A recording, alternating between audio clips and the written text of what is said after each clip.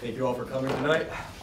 As a quick agenda update, the Faculty Senate is unable to attend tonight's meeting. We'll try to bring them in the future to talk about the Dean's List GPA motion that they passed recently.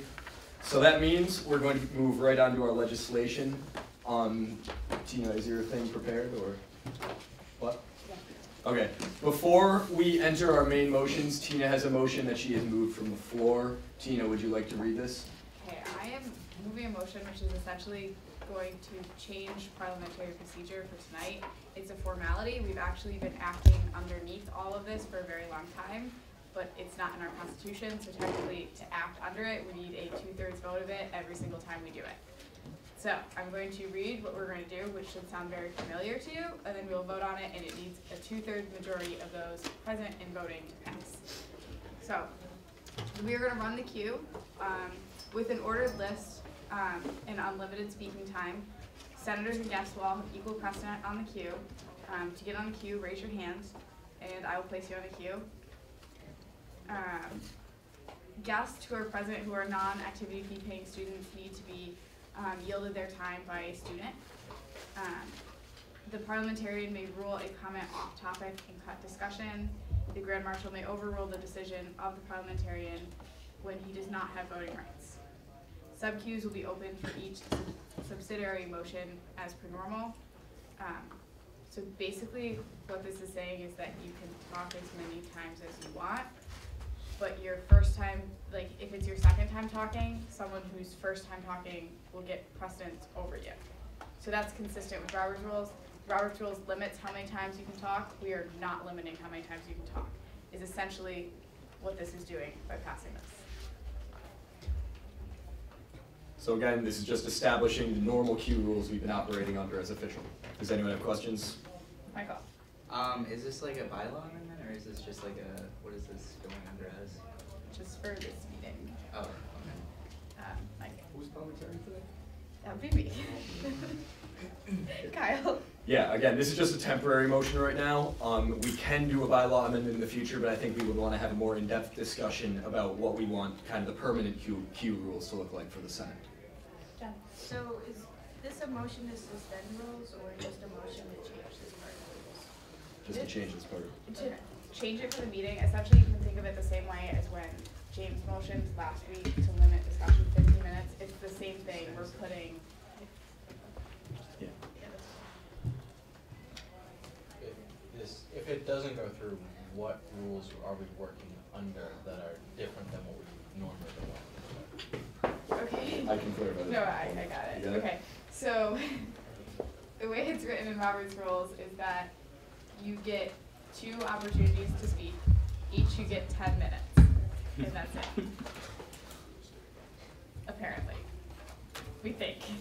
We're not quite sure, so that's why we're doing this, to make sure that by passing this, we know that what we're doing is right, because there's some conflict over what exactly the rules are supposed to be. So until we can get this resolved, this way we make sure that nothing we do tonight is invalid. Mason's hand was up before. I had the same question I was asking. Are we gonna ignore the whole thing about having to speak in the third person and stand up when we're speaking and stuff like that? Yes. Yeah, everyone that's me. Any other questions or comments? Okay, seeing none, we'll move to vote. Tina, do you want to read? Does anyone need Tina to reread that? Okay, so this is going to be 2/3 simple. It takes 2/3 simple majority, so 2/3 of those present and voting. Abstentions do not count either way. All those in favor of adopting these rules?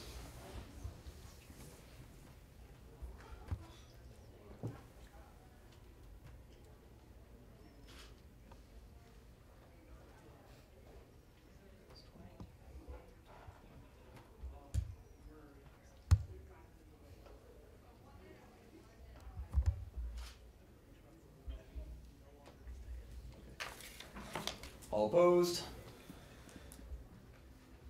All right, passes 19-3-0. So we've adopted the queue rules we've been operating under for the past several years as official for this meeting. All right, so our first motion on the agenda then.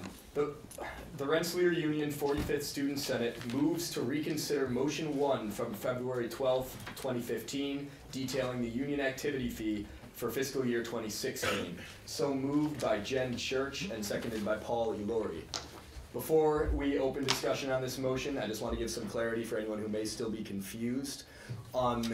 In the 2013 revisions to the Union Constitution, the Constitution Committee removed the word total from the total membership requirement for passing the union activity fee. Upon noticing the language change, I consulted the original writers of the Constitution, and they confirmed that the intent was to only require 2/3 of present in voting. However, intent only matters in the case of ambiguous language, and an argument was made by several students and alumni that the language in the Constitution is not ambiguous to allow this intent to matter. It's a precedent we operated under for about 2 years. This was the first time it affected a decision. I asked the J Board to make an official interpretation, and what they interpreted was that the motion stands as failed. Because we voted on the motion with an improper understanding of voting rules, this motion to reconsider, if it passes, will allow us to once again discuss and vote on the proposed activity fee. So motion to reconsider requires a simple majority of those present and voting. Once again, abstentions do not count either way. If this passes, Tina will then detail the voting requirements for the activity fee. Make sense? Okay, we'll open the queue. I have a point of information. Can you appeal a J-Board decision? Not on constitutionality, they're the highest court on that. Okay. Why don't abstentions count either way if the J-Board decision was that they do count? Or that the vote was... I'll do another point of information then. For this motion just requires a pure simple majority, not a majority of the Senate's total membership. If membership requirements are not further defined under Robert's rules, it defaults to present and voting. For the activity fee, that's not the case. Abstentions are effective no's. Any other comments, questions on the motion to reconsider? All right, seeing none, we'll move to vote. Once again, the Rensselaer Union 45th Student Senate moves to reconsider Motion 1 from February 12, 2015, detailing the union activity fee for fiscal year 2016. All those in favor?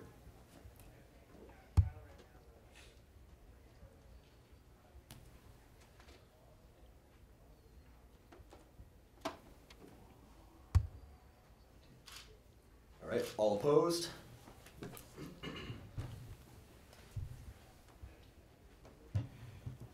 Okay, motion passes 17-4-1. This means that we immediately move into discussion on Motion 1 from February 12, 2015. Wherever I put it. Give me a moment. All right, so I'm going to reread the motion.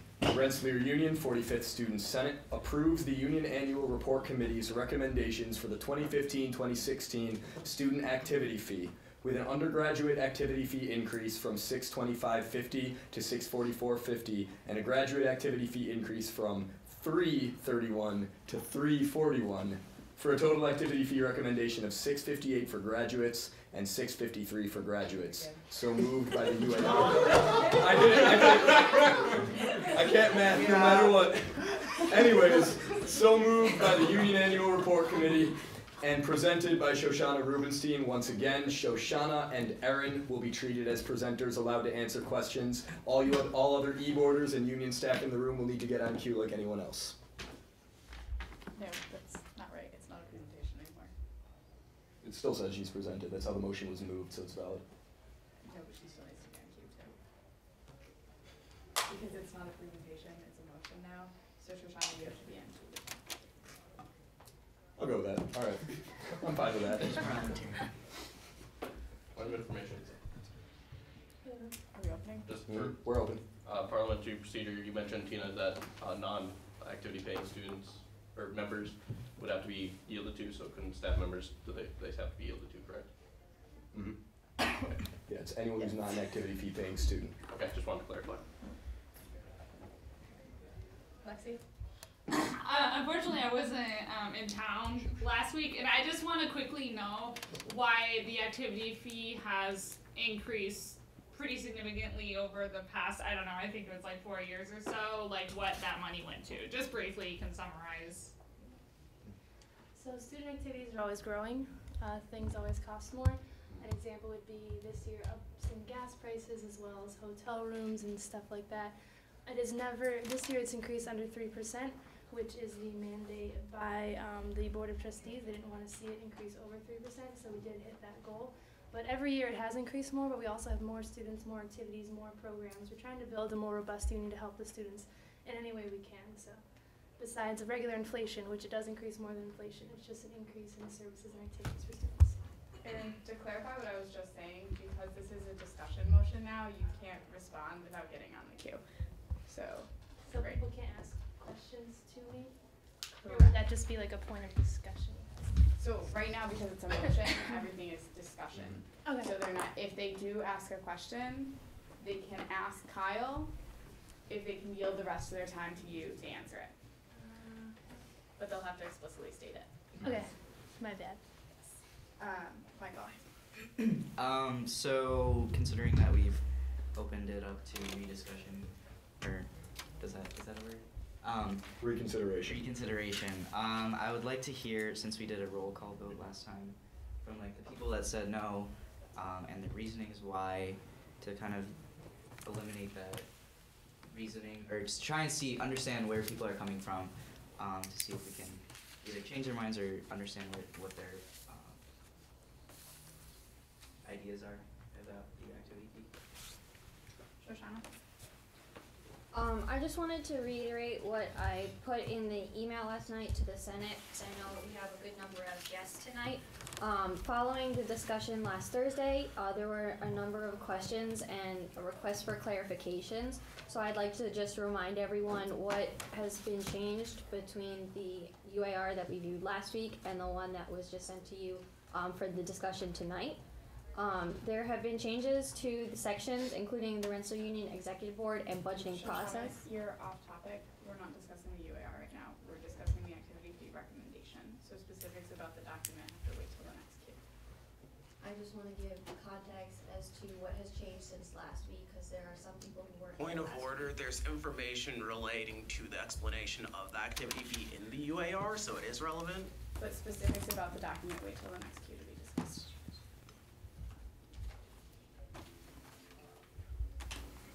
Justin? I yield my time to Shoshana to describe, excuse me, the unclear parts of the budget that we were worried about last week. Not the document, the unclear parts. Unclear parts were the role of the executive board and how we came to the budget recommendation we see today. Additional clarification on changes specifically related to clubs, athletics, and the administration office. Information about class dues, more detailed explanation on the calculation of the recommendation, an expansion of information so that there are 3 years of data so that you can see more historical information without taking the time to go to old UARs, an appendix of club-specific club returns, as well as club returns across the last 3 years. And then finally, clarifications on a number of different programs, including any programs that those budgets do. One example is the Mueller Center funds fitness and martial arts classes, so those things are explicitly listed. And after this, I'll yield my time to Erin so she can ask the question, or answer the question. That's fine. Thank you.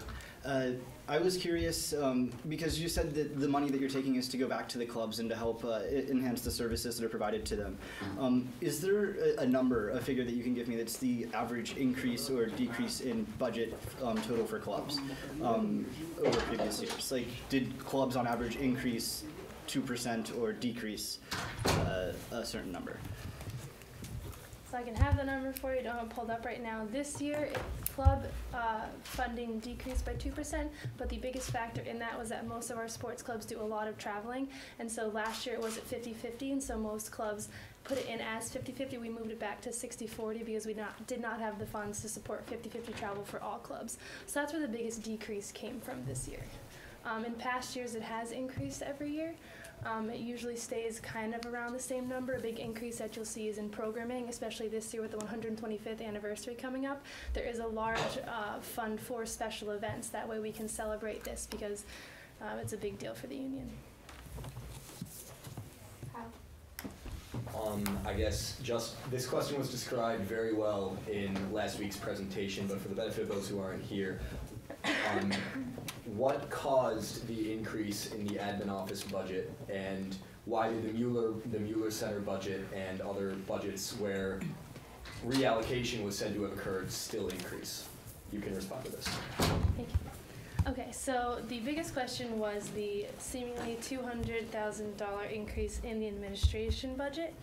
So the administrative budgets were a grouping of budgets, but most of this money that was moved there was all salaries that were being grouped from the Mueller Center and from facilities, because it's easier with bookkeeping to have all of the salaries in one place and to have, what's the name for, like benefits. Benefits. All the benefits grouped together. And so this money was taken out of the Mueller Center and facilities budget. It didn't look like those budgets decreased at all because we had an influx of money into those budgets, and the Mueller Center was for equipment, for different machineries, new flooring, stuff like that. And then in the facilities budget, we added $95,000, which are towards general facilities, which in past years what we've done is the club returns, which we said last week is so huge. We have expected this and used the money from club returns for any facility repairs or emergencies, but we wanted to build that explicitly into the budget and stop expecting clubs to return. So certain clubs that had decreases, it was because in past years they'd been returning thousands of dollars each year because they weren't running all their programs. So this year we put that money where it's actually been being used every year versus just expecting it to come back from clubs, and then if it didn't, we'd be in trouble. Jessica? I just wanted to kind of respond to Michael's question about no's. I had abstained, which at the time I didn't think was a no, but the way things, it kind of basically ended up being a no. The reason for abstaining was because I felt that I didn't have enough, I guess, numbers in front of me to justify saying yes or no, and now that I've clarified enough of that, that's changed. So I just wanted to clarify that. Erin? I would like to yield my time to anyone who said no or abstained to help answer Michael's question. I don't have the list in front of me, but. You would have to specify, but Yeah, you have to specify, but we're gonna say that you specified Jen right now. Okay. So I voted no, similar to what was just said. I didn't think there was enough numbers that added up, and I think the presentation helped clarify that, and it was incorporated into the UAR, and I think that students' concerns were addressed, and everyone's had a while to look it over, and I also feel comfortable changing my decision as well. Mason? I was one of the people that voted no as well, which is why I got myself on the queue here to answer Michael's question. It's just a lot of the students that I've spoken with that are in clubs whose budgets decreased slightly enough that they didn't feel a need to petition, but they were still decreasing, which for me seemed like it was not a good trend. The explanation for why the budgets are decreasing helps me some. I'm still not entirely made up in terms of what decision I'll make now. But I do feel that the clubs, and giving funding to the clubs is a very important part of what the union does, because clubs are a very essential part of the student experience, and they're very important to me personally and the students that I've spoken with about the issue. So. This is not a direct question, but to all those who are thinking of voting no or thinking of abstaining, can you ask, basically for whatever's causing your uncertainty, can you voice that simply to give the executive board a chance to respond? You can base your decision on that. You are, as before, I encourage everyone to vote with an open mind, but the only way any of these issues can come to light is if you voice them.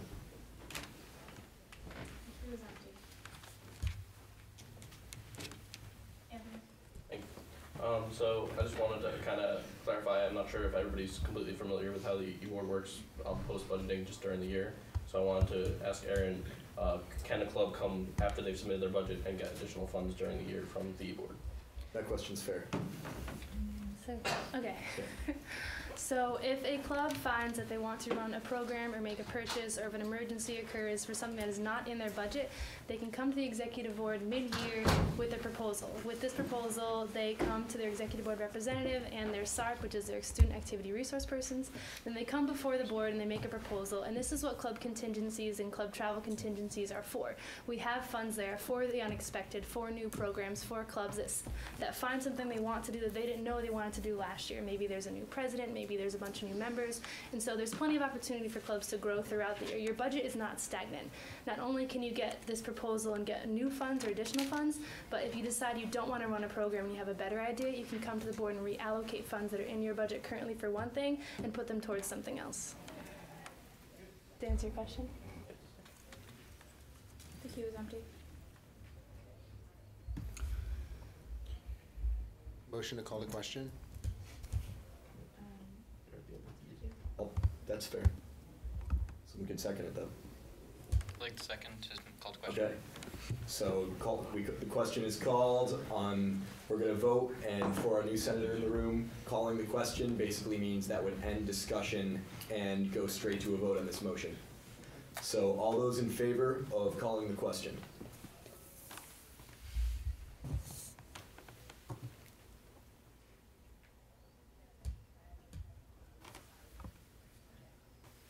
All opposed?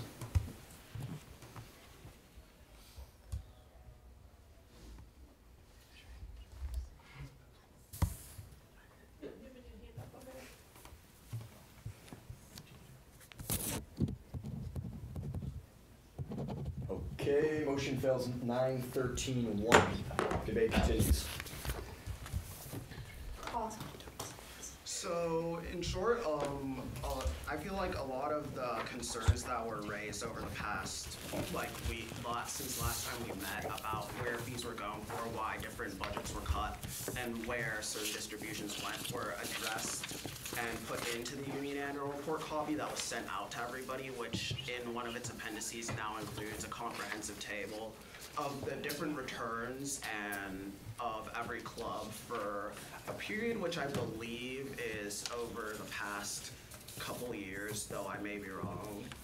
And also, it's just that essentially if the Senate chooses to vote no on this, we're essentially choosing to abdicate our power to fund clubs and to actually support the student union to the Board of Trustees by allowing them to set the fee due to the amount of time the e-board will have to deal with rebudgeting in, along with the fact that normally their budget takes them a long time to make up and they don't have that time along with having school now.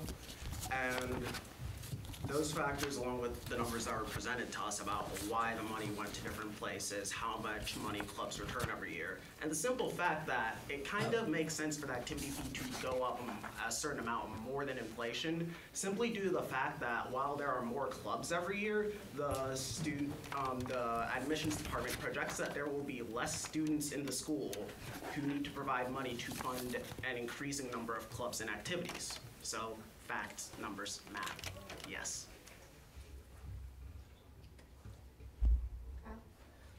Just to clarify on that point a little bit, regardless of my opinion on the budget, keep in mind that our decision here is whether to accept the budget that is before us.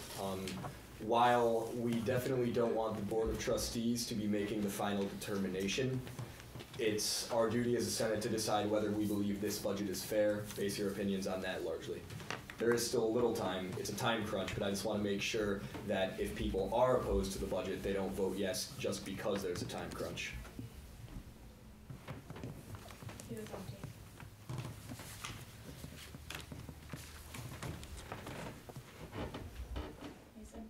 And again, once I'm finished, I'll yield my time to Aaron to answer the question. That's fine. Okay. If this were to be voted down, are there any changes that you could think you would make to try and satisfy any of the complaints that you've heard? My current, challenge would be that I have not heard a complaint or a suggestion. So if you were to vote no, I have no clue what you want us to change. If the objection is just to the 3% increase in the activity fee, we can look back and see where we can make up that money, but that would just involve cutting more clubs. If you have a problem with a specific policy, I would love to hear about it. If you have a specific concern about different clubs, you can come and talk to me. I have office hours every week. You know my email. My biggest issue is that I don't know what the problem is, so I don't know how we would fix it. The queue is empty. Shoshana? In my personal opinion, I think that this is a very reasonable budget. I've heard a lot of complaints that the increase is not proportional to the additional programs and services. So I'd like to point out some additional programs and services. There's new equipment in the Mueller Center. There's extended hours for strength and conditioning. There are additional classes in the Mueller Center. There are additional investment in facilities, which are wearing away. There are new clubs being funded. We have 149 funded clubs this year. We also have added programming in the Clubhouse Pub. We have a lot of new programs and services for every student. The queue is empty. I'd just like to point out that at this point, we're going in a circle. There's the group of people in this room that are going to vote no, that are still going to vote no because they are biased in the fact that they're either in a club that feels they had a budget cut or because they feel they shouldn't have to pay an activity fee. So I feel that we should stop going in a circle of information because I feel most people in this room have made up their mind already. Then, kind of to echo Aaron's point, are those who are concerned about the budget willing to voice their specific concerns so that in the event that this fails, the executive board has an idea of where they can reappropriate? I just want to invite you all to speak up. Queue is open.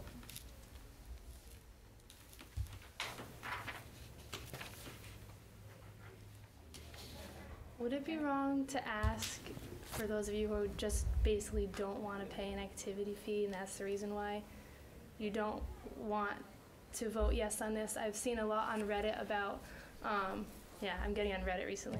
It's a new thing for me. I've seen a lot on Reddit about students saying that they shouldn't have to pay an activity fee at all, or that they're not comfortable with the amount of it. And while I can't see getting rid of an activity fee, it would at least help me understand where you're coming from, because if there's no suggestions to changing the budget and that's just the reasoning behind it, at least then the e-board can understand that it's not something that we can change, or it's not something that we can do this year, but some sort of reason.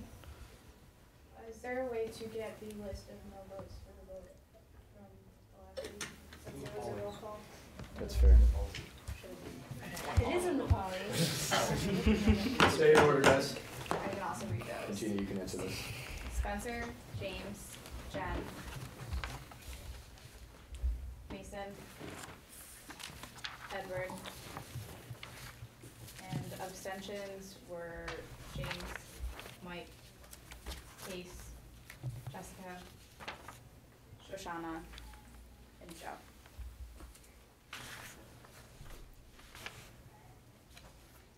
Queue is still empty. Anyone else like to speak up? Otherwise, we'll move right to a vote. So my biggest issue with the fee as it stands is that I wouldn't say a large number, but there are numerous clubs that drastically outuse their what I would consider fair share of the activity fee based on the number of students they are enrolled with. Am I allowed to name clubs? The yearbook really stands out. I know there's been some discussion about that.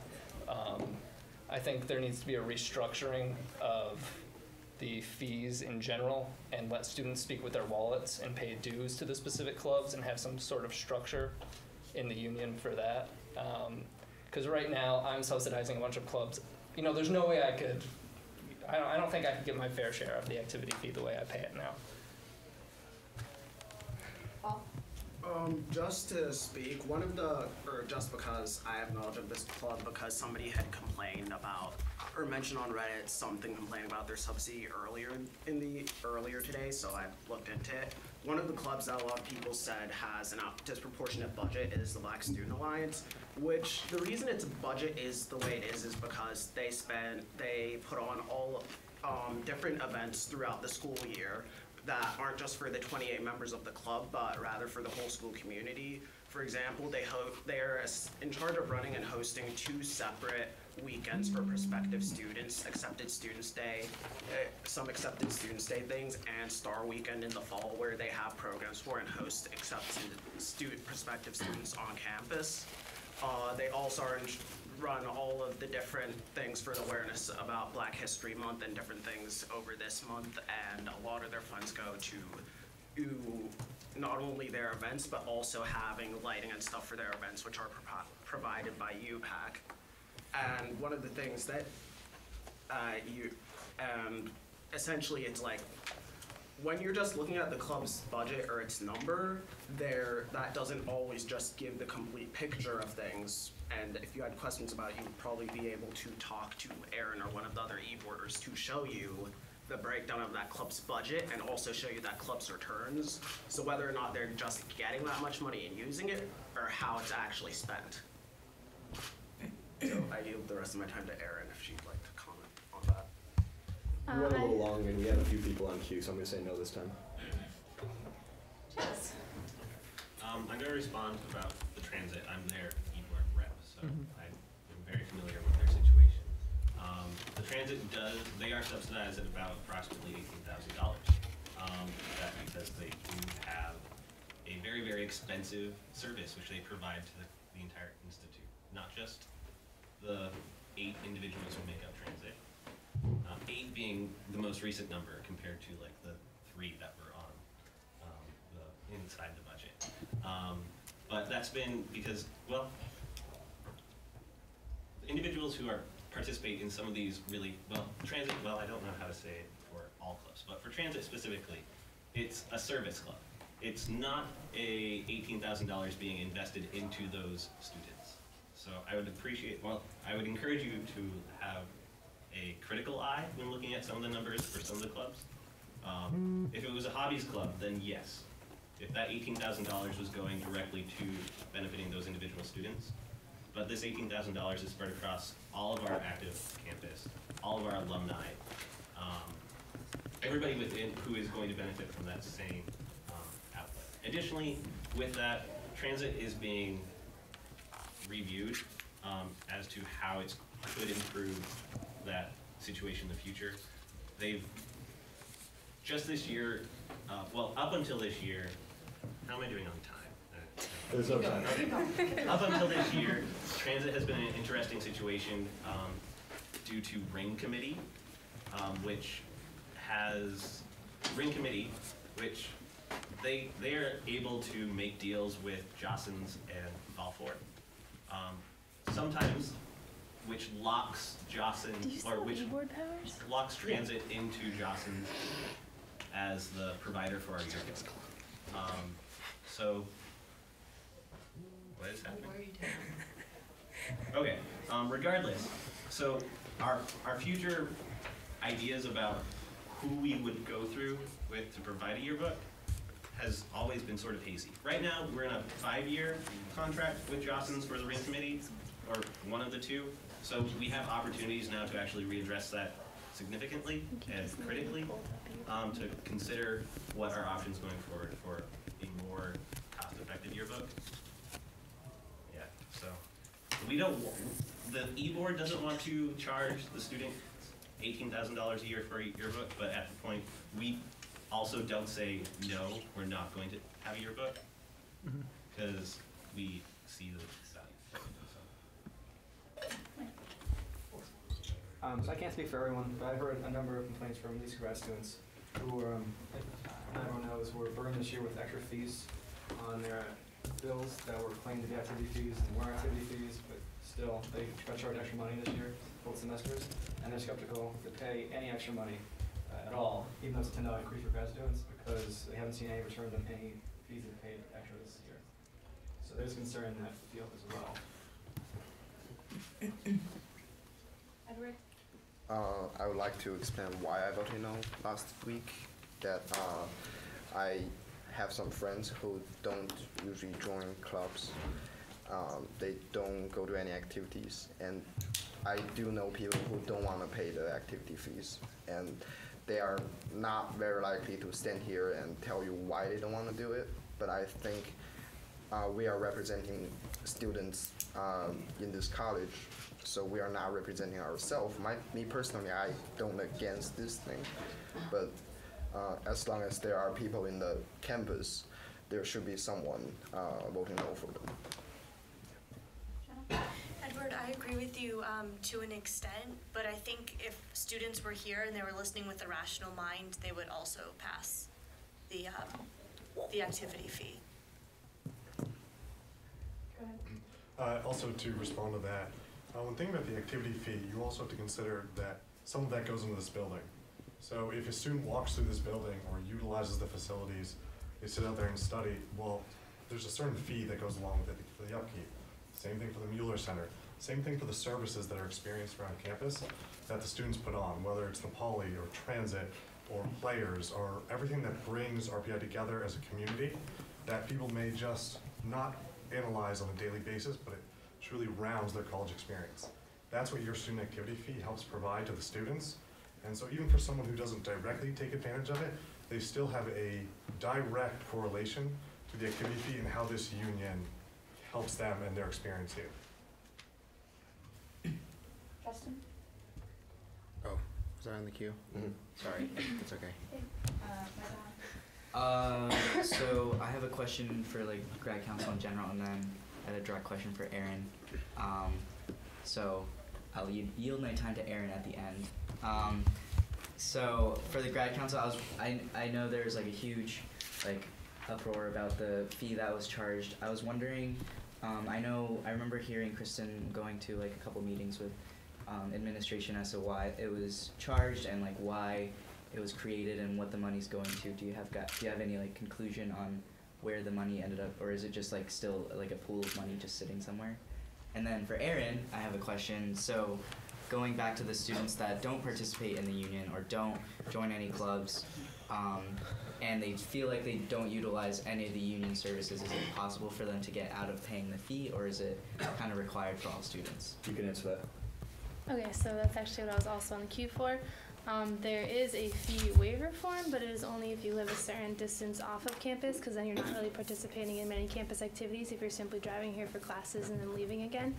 I think it is very impressive if a student completely avoids everything union related, from the Winter Carnival to the hockey games to the Big Red Freakout to this building to clubs, to the activities the clubs put on, to the dance floor, to the Mueller Center. I would be honestly impressed. However, I do believe there are students that do that, but it is a very tough balance, and one of the first questions I was asked when interviewing for the executive board is, how do you know when the activity fee has been raised too high? And it is a balance between trying to benefit the most students possible and give the students here that want to take advantage of opportunities without taking too much from the students that do not participate in all these opportunities. And we try every year to come up with new programs to reach more students if possible. A good example would be for the grad students. We've significantly increased programming in the pub, and I know that's something that grad students take advantage of more than undergrads, or at least evenly, because obviously more of you guys are 21. And so that's one thing that we try to do to reach out to grad students and to benefit you guys. If there's different programs you want to see put on, I know that we're interested in doing more things for students who feel they're not getting anything out of their activity fee. It's really hard to reach every single student, but we really do try our best. Speaking towards the grad student increase, so aside from, there are a lot of new services that are being provided to both grad students and undergraduate students across the board. Something like the 125th, that's something that got tagged onto everybody's. It's a one-time thing, so that fee isn't going to be there next year. But it's still an increase this year that hit everybody. Additionally, grad students are projected being at 200 less. So 200 less grad students are the numbers of grad students at RPI next year. So that's drastically increases the portion of the pie that each individual person has to make up. So if it's projected, like grad numbers, 2024, want them to be doubled. I I believe, is the idea. It's the goal, right? Doubled Okay, over cool. this year, so like next year it'd be like even more than that because they're going down. So, but that contribution of like the activity fee, it shouldn't hit as hard each year. Marcus? Michael, you had a question about where has the graduate class fee actually gone. So a little bit of history about that.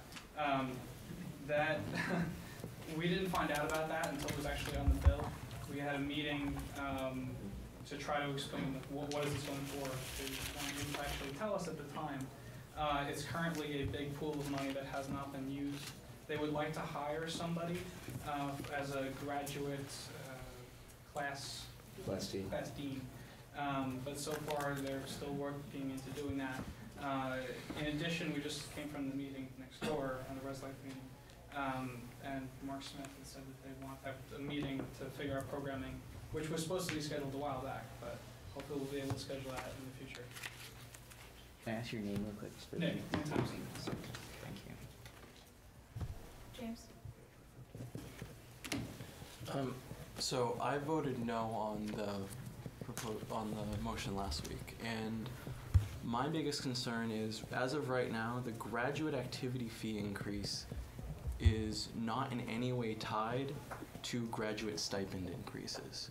So what I'd really like to see is the graduate activity fee increase, kind of that decision taken away from the executive board and tied to the Board of Trustees' decision to increase graduate RA and TA stipends.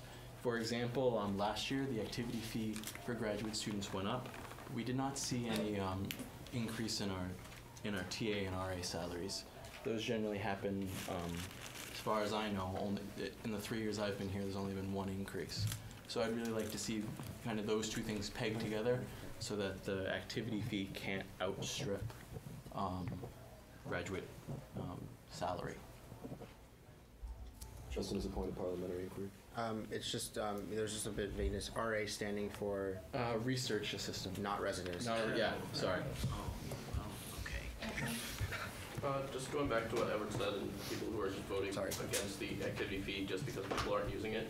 I think basically what you're saying is even if the budget did not change or raise even 0.01%, you'd still vote no just because some people aren't going to use it, which I think is just kind of silly.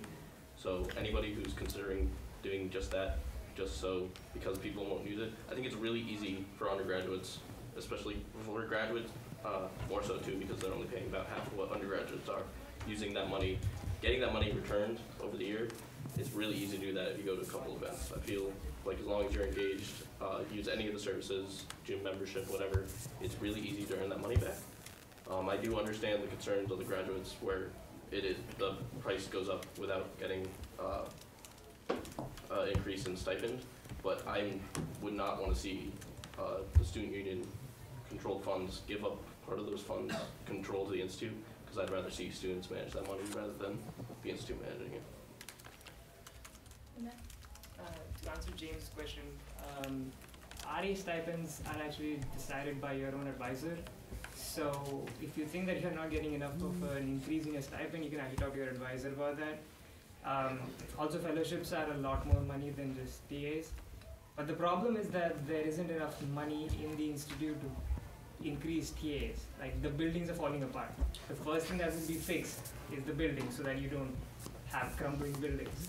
So TA increases are something like, just forget about it. It's not going to happen anytime soon.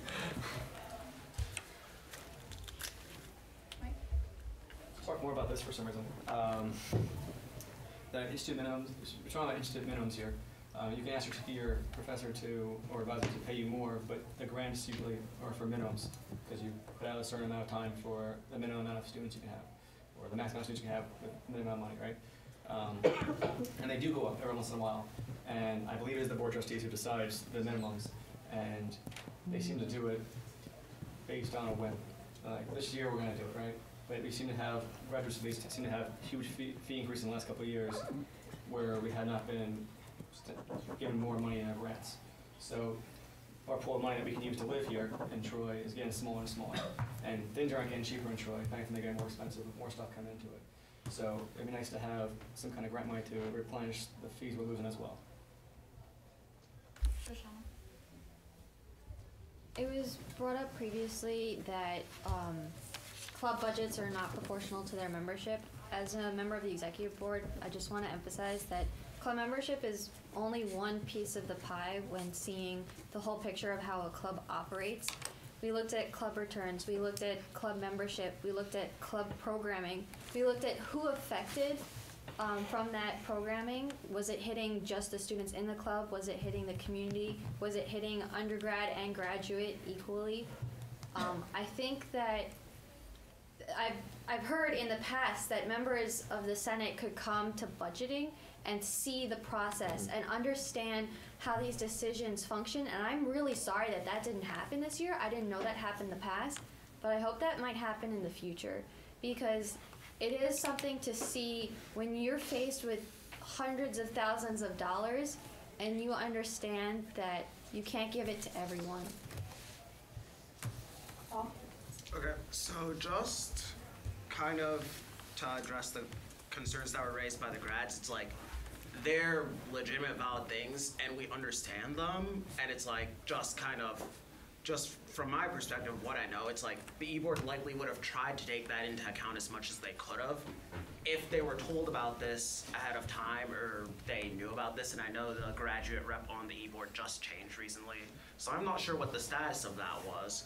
But it's just like the graduate smorgas ether fee that they raised, or that the I don't even know what its name, that the administration raised, is something that we, like the Senate, based off of what the feedback we've had when we heard about it, none of us are particularly seem to like that at all, and none of us think that it should exist, but we can't really control that because it's like the administration did that, you guys have tried talking to them, it's like I'm sure that we'll try to look into doing what we can about it, but we can't really touch that. And it's like the activity fee is something completely unrelated from the perspective of it's the union, and the union isn't the ones controlling that fee or the ones raising that fee, and it just doesn't make sense to completely accept, because what's happening is if this doesn't pass, probably all the club's budgets are going to in some way get decreased or completely nuked. Like, let's just be plain about it. There will just be less money to distribute around more clubs. So it's like, well, I understand your concerns, and they're legitimate things that we should try to take care of.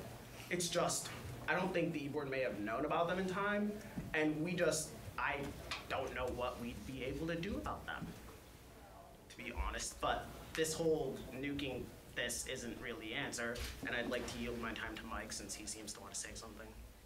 He's on cue, and Lexi, you point clarification. This is just really quick. Graduate students, are you guys required to pay the activity fee, or can you waive it? Yeah, like if you're a graduate student. Jen can answer that, yes. Okay. The waiver is the same if you live, it's a 25-mile radius. So if you live outside of that, you can waive the union fee, and you can also waive the new class fee that they added to it. But if you live too close to campus, you still have to pay. Yeah, within that 25 miles. Okay, thank you. Keegan? I'd just like to point out that I know the grads are mad that it's being raised, and I'd also like to say, from what I've heard, it wasn't voiced early, and to shut down this whole thing over this, I mean, we could technically go back, redraw this, and try to work it so there is no raise, raising your fee this year, but it seems like it may be a little late in the game to do that, so what it might be worth doing is putting up with it this year, and biting the bullet on it, and just fixing it for next year. And I know that's not what you guys want to hear, but I think that's what we're at. I'm gonna have to contradict both of them. So the fee is calculated, and with 200 less grad students, but we still look at, if you look in the UAR, it does the participation for different clubs, it is participation in athletics, participation in different activities, plus the things that are split by enrollment. And one thing that did occur this year was there was one graduate athlete, so his cost was put in there, plus with the 200 less students, it was just a greater amount than before. It was Reggie, I don't know if you know him, but basketball, football player. So it is calculated, and if the fees from the school, I'm sorry, we don't have an effect on that. I got a lot of phone calls about it at the beginning of the year, a lot of emails, because everyone thought thought that it was from the union, but that's not from us. This is something different. This is something for the students. And so I don't want the activity fee to pay for this ghost class dean that you guys don't have and the programs that you're not seeing there. But what I would like to see, I have a month and a half left in my office. If you guys have specific programs you want to see, come talk to me. We can work together. It doesn't just have to be something through your class council. It can be different union programming, or we can add more activities to different things. I want you guys to get what you can out of your activity fee, and voting it down just because it increased by $10 is not really going to help anyone. And the board was going to increase by 3%. That was the number we were given, 3%. So if giving it to the board takes that power away from the students, which I don't want to see, this is something that we're so proud of.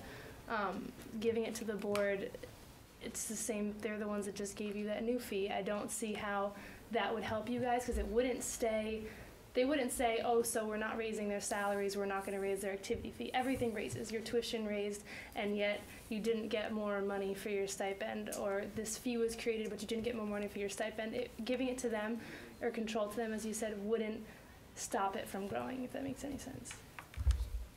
That's all I got. So I have two things. The first thing is, while I agree with maybe a different way to structure how we pay the activity fee, like Spencer brought up, at this point we have an activity fee. We've had an activity fee for the past, I don't know how many years, but a lot of us are not first-year students. We've known this activity fee has been coming, and this is where it gets voted on. So if you wanted to change the structure of that, you should have started back in the fall and not right now. So while I agree with changing the structure might benefit more students, especially with the amount they have to pay, I don't think now's the time to really implement that. The second thing was in response to something Paul mentioned. I know he said that the grad fee is a grad problem, but you have 6 grad senators here that help you with your undergrad problems. I did.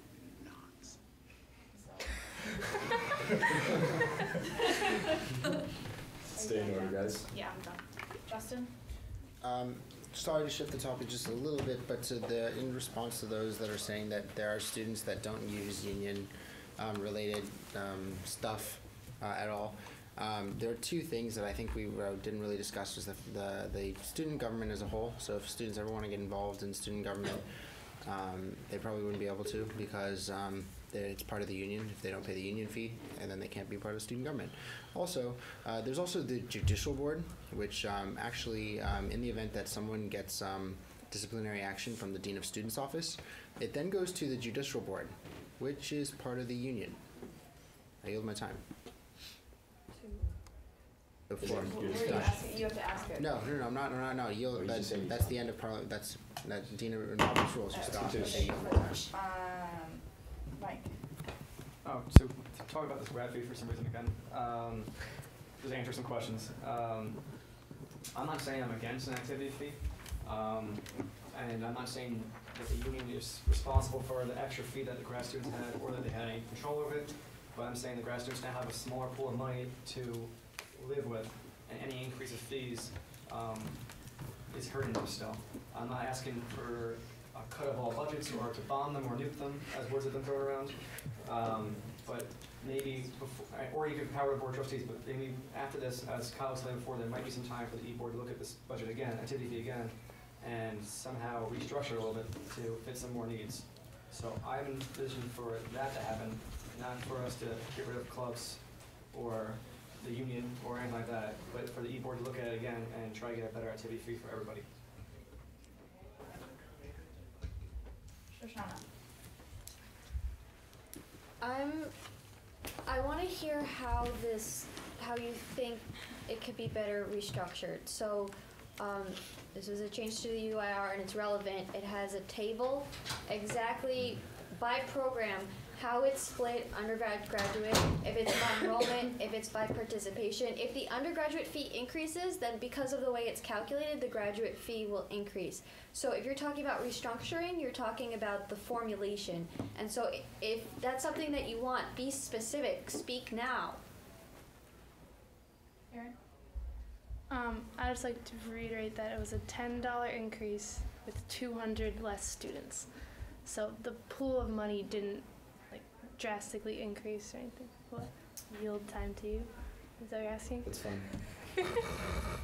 Not the pool of money you guys are getting, sorry. This is that each individual grad student gets a grant of money, and that's what they have to live on. Yeah. And now, because they had to pay extra money this year, maybe not to you guys in particular, they're skeptical to pay any more money as well. They have less money to live on. I'm not saying that you're getting extra money from us or anything like that, but your fee has increased. Yeah. And our money has already increased as well. I guess my. Sorry, you can't respond to that. This is so That's how you. Okay, so when I was speaking, I probably did that whole Paul thing where I say a whole bunch of things that don't actually make sense to anybody other than Paul.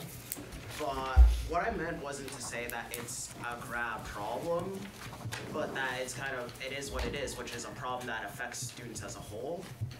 It's just kind of, I don't necessarily see that issue as, it's like, trying to take care of this won't, or the method of taking care of this won't actually really have any permanent or even short-term solution to that issue with that magical nether grad fee. So I just don't see the real relevance, or well, I mean, I kind of, or from what Mike's explanation, I do see how they're related because it's in terms of drawn from a limited supply of money. But the effect that that will have on the union and the union fees altogether, I just think that there's a better way of us trying to deal with that as a Senate as a whole than this route which you're trying to take. And I'd like to yield my time to Erin. Are you asking a question? No. Oh, then no. Exactly your question. Yes. You can just yield your time if you're honest. So yes, like for the grad fee, it's the 200 less people, which is really causing the most problems. Like I understand like that there's a limited amount of income for grads, and more fees means less disposable income to actually, or even just survivable income. If you compare it to what grad living is actually like, not disposable income.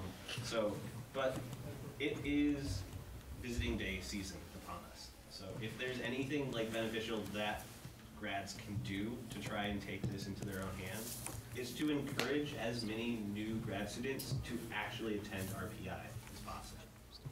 I know this isn't only grad students. It's not their job, but they have a portion of that responsibility when students meet or come to visit campus. Try to engage them as much as possible and show them where they would be at RPI. So, but Is on the topic of solving this issue by solving the issue with graduate, the money coming in from graduate students by encouraging more graduate students to come here. With an administration that's willing to levy fees on us that weren't really asked for and kind of make basically a 50% increase in activity fee in a single year, it's going to be very hard for me in the coming months to actually encourage any students to attend RPI given that environment. Given the issues with City Station, I have a hard time making that recommendation. I know other students who have mentioned to me that they might actually subtly encourage people to look at Reddit and look at some of the issues the graduate students have faced on there and kind of expose some of these issues. And that may turn off students, and the situation may get worse over the next few years, and the administration might really just need to realize what they've done here. So you raised your hand? To follow up. Whoa. No, I'm not calling on you. Yeah. No. Mike is next.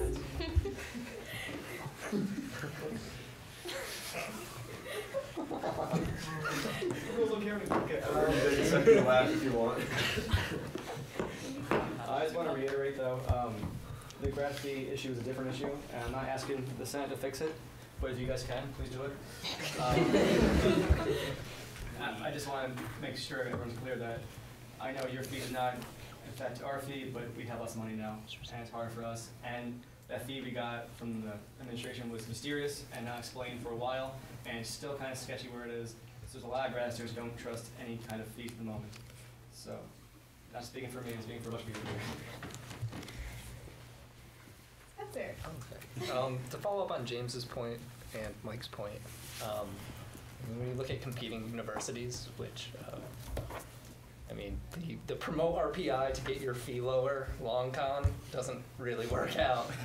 You look at other schools and they pay more, the administration doesn't levy fees mysteriously, doesn't give away information to their collaborative housing project to cold call you about, hey, want to come live here? It's, I mean, it's just a systematic trend, and to imply that we should take the initiative to recruit more people because things are great doesn't really work out. I call the question. That's it. Okay, all those in favor of closing debate and voting on the motion?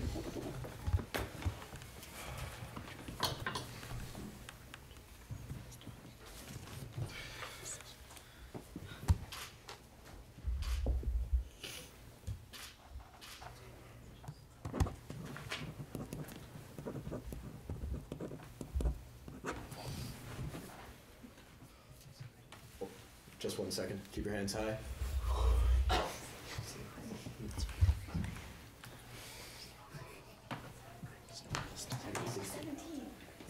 got 17. 16 plus the ghost. 16 plus the ghost. Wait, hold on a second. They all have 17 too. Okay, 17. All opposed. I can do this.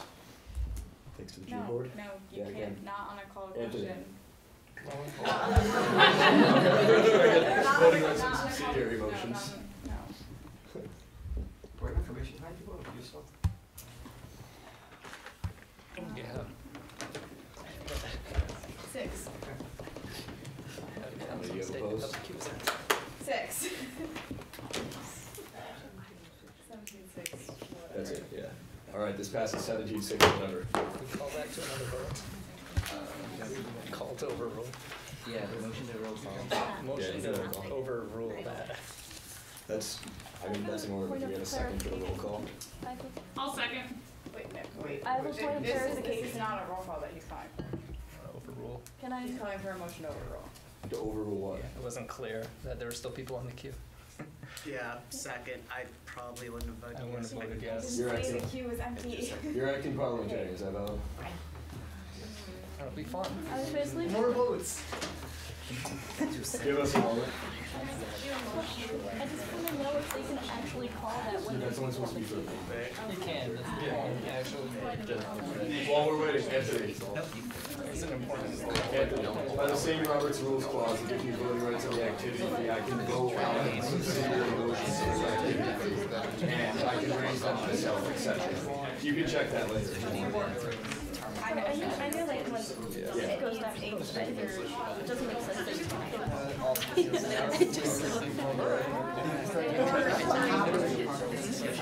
You know what happened? I was doing savings for this and I was making myself I turned my phone off. You know how I woke up hearing like somehow broken my ribs? Can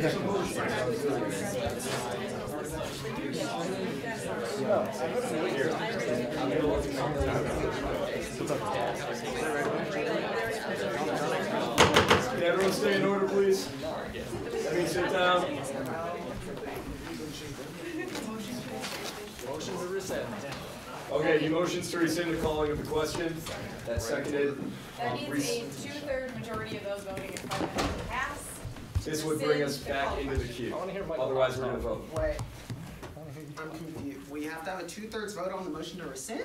Yes, yeah. That just cancels the We are immediately rescinding previous the decision. past call to question. 2/3 of president voting.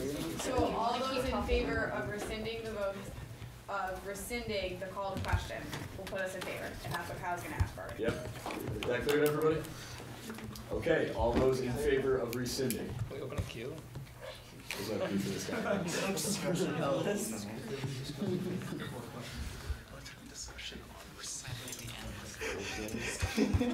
Okay, am I just like terrible at counting today? Yes. 3, 4, 5. Wait, today. Oh, I didn't see Michael Hines.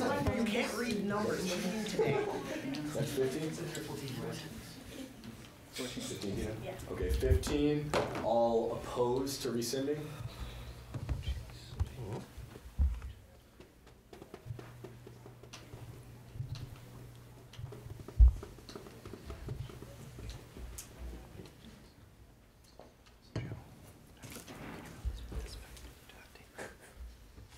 Yeah, 23 total, that fails.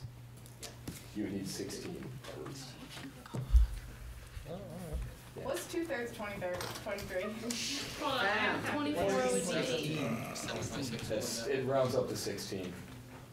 So it 8 fails. times 2 is 16. Unless you have 0.3 of a person. 15.3. Wait, does it round up? Yeah, it does. Yeah. Like 2/3 of 23 is Because 16. 15 is less than 2/3. It's, either way, it fails 15-8-0. 3 rounds down. So that means we're Wait, voting. what was that, Paul? But 0.3 rounds down. That's not how But it it's goes. an extra percent, so it round up. Stay in order, please. This means we're going to vote on the activity fee. Motion to vote by roll call. Okay, we have Second. second on that. Okay, we're gonna roll call. Motion to change roll call procedures to doing roll call the way we've always done it by class year, because of Constitution states we have to do it alphabetical by last name, but we've been doing it by class year, and I don't have an alphabetical list right now by last name, so I'm gonna do it by list on the second. Cool. Second. Okay, this requires 2/3 again. All those in favor of doing roll call vote by class years, which include me. Okay, we're not gonna get down with this. This passes. Not right now. That can't be done. That can't be done in the middle of motion for a recess. What? How long? Like 5 minutes. That's the question.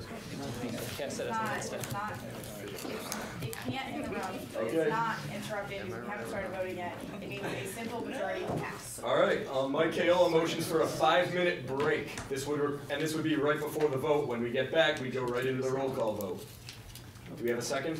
Second. Okay, this requires a simple majority, so abstains don't count either way. All those in favor of a 5-minute break right now.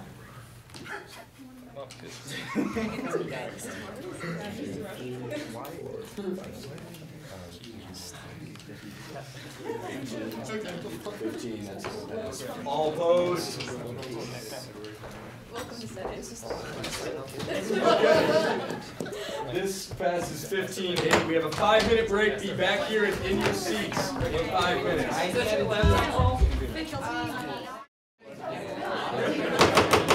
All right, we're going to return to order. We're going to be jumping immediately into the roll call vote. Everyone listen up, please. Tina, can you explain the procedure for the roll call vote?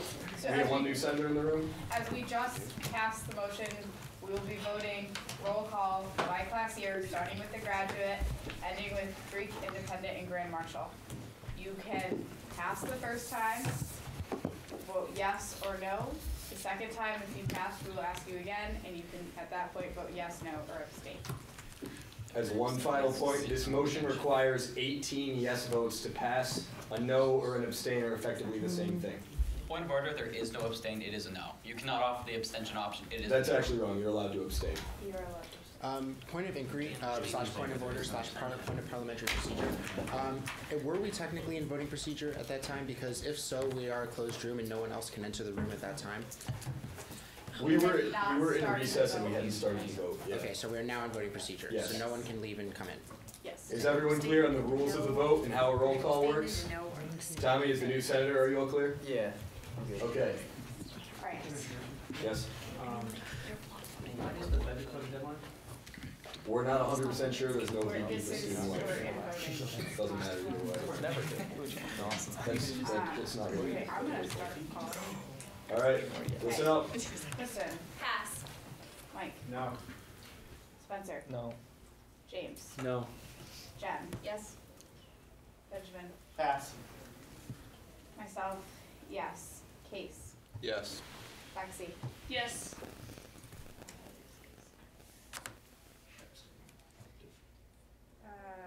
Jessica. Yes. Marcus. Yes. Michael Hahn. Yes. Shoshana. Pass. Mason. Pass. Paul. Yes. Joe. Yes. Thomas. Pass. Jenna. Yes. Justin. Yes. Keegan. Yes. Stephen. Yes. Molly. Yes. Edward. Pass. James is not. He's not here. Victoria. Yes. Kyle. Pass. Kristen. Yes. Benjamin. Yes. Shoshana. Abstain.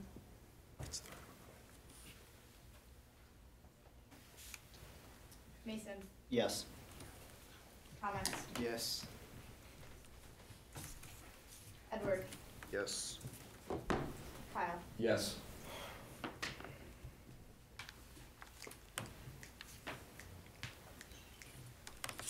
Motion to play Jeopardy background music while votes are No.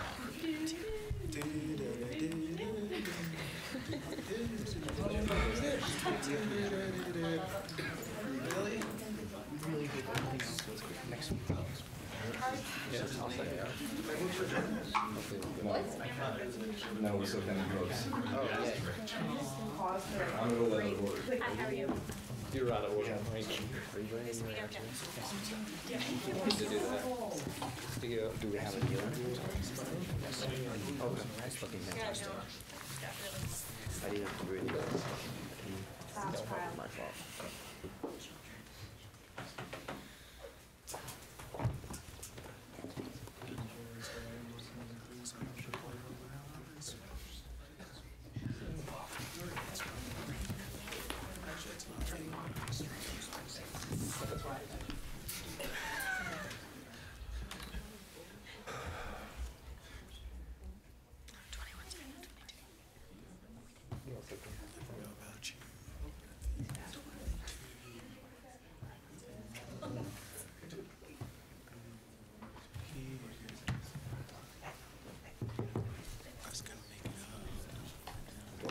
Motion passes 21-3-3.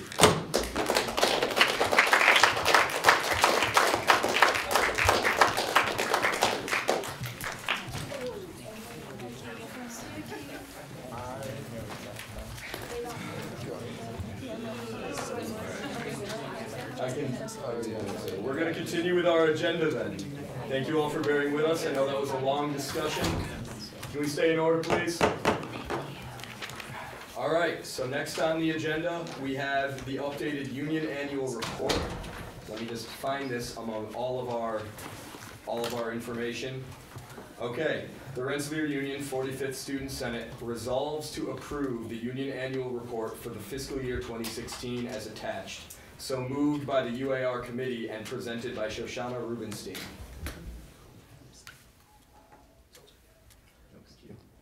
Just give Tina a moment here. I know I was very vocal last week and with criticisms and comments. I got all my comments and questions addressed. Thank you very much for that. I'm sorry if I talked too much. And I helped this past weekend as much as I could. And it looks really fantastic. And I think that it much better describes the budget than last week's version did. I mean, I was basically going to say the same thing, that I think it kind of reflects now like what was shown in the presentation and better kind of explains to students, which is why I voted no last time. And I just want to thank everyone who worked off the hours over the weekend, especially on it. It is empty.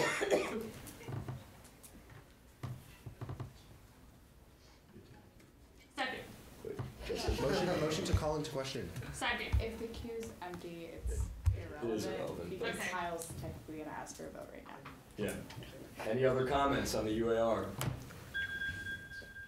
Okay, then yes, we will move to vote. The UAR requires a simple majority to pass, no weird voting rules. I don't have a vote on any points of information. Motion to vote by roll call. Is there a second for that? You seconded? I did. No, I said. Okay, without a second, we're doing normal. Okay, he seconded. So we have a roll call vote.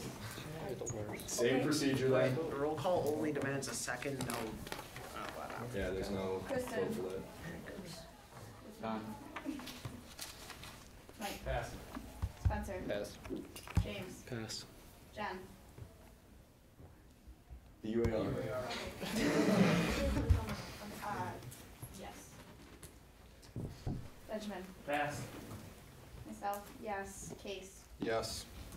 Lexi. Yes. Lisa. Jessica. Yes. Marcus. Yes. Michael. Yes. Shoshana. Yes. Mason. Yes. Paul. Pass. Joe. Yes. Agnes. Yes. Jenna. Yes. Justin. Yes. Keegan.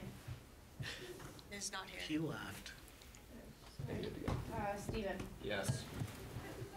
Molly. Yes. Edward. Yes. Victoria. Yes. Mike. Yes. Spencer. Yes. James. Yes. Ben. Yes. Paul. Yes.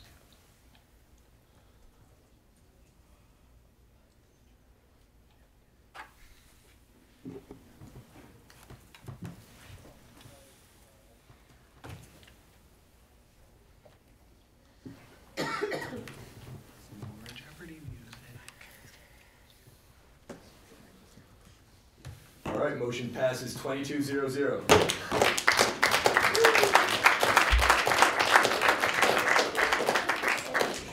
What? No, because people left, they're not here. It's a little different. Okay. Like you can have jazz band or something. Don't worry. We'll talk about the official count on that. It passed either way. Okay, so with the listen up everybody, with the UAR passed, it will be released publicly as a finalized document. With the activity fee recommendation passed, the activity fee and the budget will be sent to the Board of Trustees for final approval. We have one more item on our agenda this evening, which Lexi is setting up. Andrew, do you think you could grab the projector really quick? But in the meantime, thank you all for coming, and Tommy in particular, thanks for sticking with it. This was quite a legislatively intense first Senate meeting, so we're all glad to have you here. For all those who aren't aware, this is Thomas Alpat. He is the new 2017 senator, bringing us to a total again of 26 voting members. I go by Tommy, by the way. Yeah. Give me your first name for your introduction.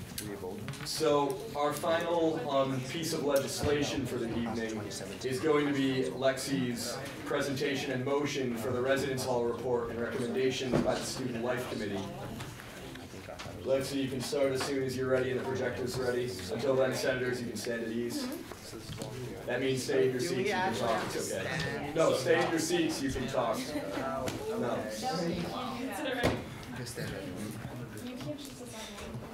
No, it's not having a break. Staying at ease just means that they can discuss openly. Is that actually a thing? Chill for a sec. That's work. Do you have your laptop? That's the translation to non-GM speak. Tommy, we can both do it. Inspector, up and ready? I'm going to show you.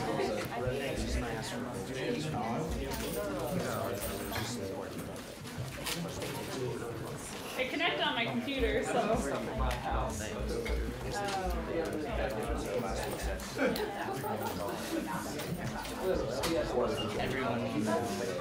Everyone already knows. Now everyone's gonna know. Well, either way, we'll do it. Not really. It's like on YouTube. It's internet. It's on NBC. Hey Kyle, can you check on my computer, somebody, to make sure it was connected, but Paul, are you willing to operate? No, I have a clicker. I don't need that. I just need to make sure it's connected.